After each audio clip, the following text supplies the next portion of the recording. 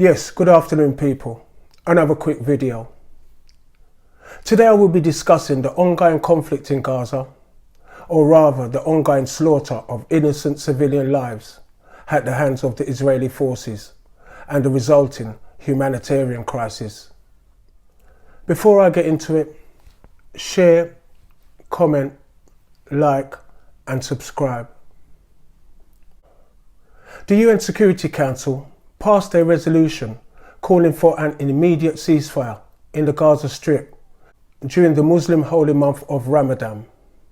14 countries voted in favour of the resolution, presented by 10 elected members of the Council, and none voted against it, while the US abstained from voting.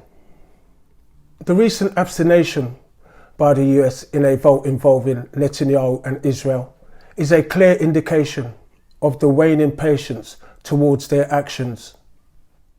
The repeated use of veto by the US in previous votes has been replaced by a decision to sit out this time, showcasing a shift in their stance. There has been widespread criticism of Netanyahu's conduct and leadership during this conflict. President Joe Biden's administration has urged Israel to hold off on its invasion of Rafah, where more than 1 million Palestinians are sheltering.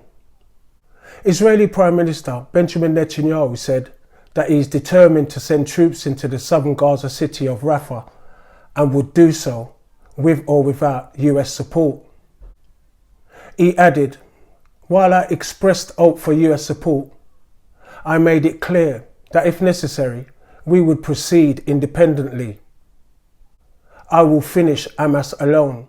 Israeli Security Minister Ben Gvir added, "I remind you that we have fought several wars without the support of the US and the entire world." American Senator Chuck Schumer urged Israel to hold leadership election amidst growing criticism of Prime Minister Netanyahu's handling of the Gaza crisis, accusing him of being an obstacle to peace, serving his interests and not the interests of Israel.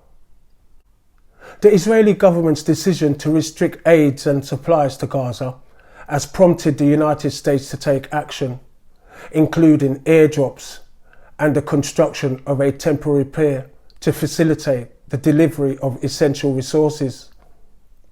The fact that the Americans asked the Israelis, "Can we let the aid and the food in by truck?" and the Israelis refused them. It's as if Biden's gone to Netanyahu and said, "Can we bring the stuff in?" And Netanyahu's just said to him, "Listen, big man, you ain't coming in this way. You're going around the other way." And they've had to go and say they're going to build a pier, doing airdrops and all sorts. So if doesn't show us who's calling the shots. Netanyahu hit back against growing criticism of his leadership from senior American lawmakers. He said it was totally inappropriate for Senate Democrat leader Chuck Schumer to call on Israel to hold new elections, adding, "We're not a banana republic," and vowing to proceed with an assault on the overcrowded southern city of Rafah during Ramadan.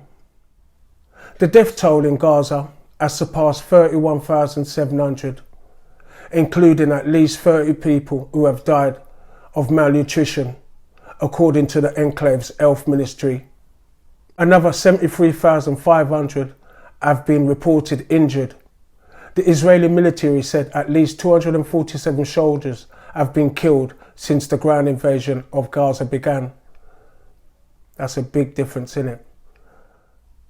The United States is the primary supporter of Israel in the ongoing conflict in Gaza, providing both weapons and funding.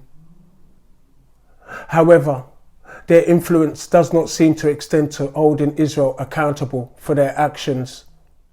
Prime Minister Netanyahu has shown blatant disregard for international opinion by refusing to allow essential supplies such as food and medical aid into Gaza. In response, the US has begun constructing a temporary pier to ensure these supplies can reach the people in need. This only highlights the power dynamic at play, with Israel clearly in control and the US unable to sway its actions. It is a disappointing display of who truly holds the power in this situation, and it's the Run Things crew. They do as they please. It is hypocritical to condemn Russia and Putin for committing war crimes, while also asserting that Netanyahu and Israel have a right to defend itself. This displays a clear double standards. Hopefully, the proposed ceasefire will be successful in bringing an end to the conflict. Unfortunately, it seems that the conflict, or rather the slaughter of Palestinians, will persist. While they claim they want Israel to halt their bombing, the US, the UK and Germany have not taken any significant steps to make it happen after 5 months. It is concerning that they continue to provide arms and funds to Israel, despite their stated desire for peace. In reality, their actions only contribute to the ongoing atrocities and humanitarian crisis in Gaza. And I'll end with this.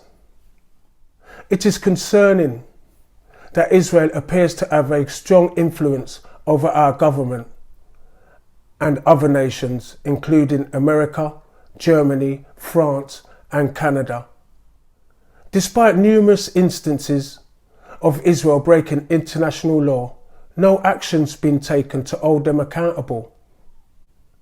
Even now, after 172 days of conflict, there is no indication of a ceasefire, despite the UN Security Council's resolution.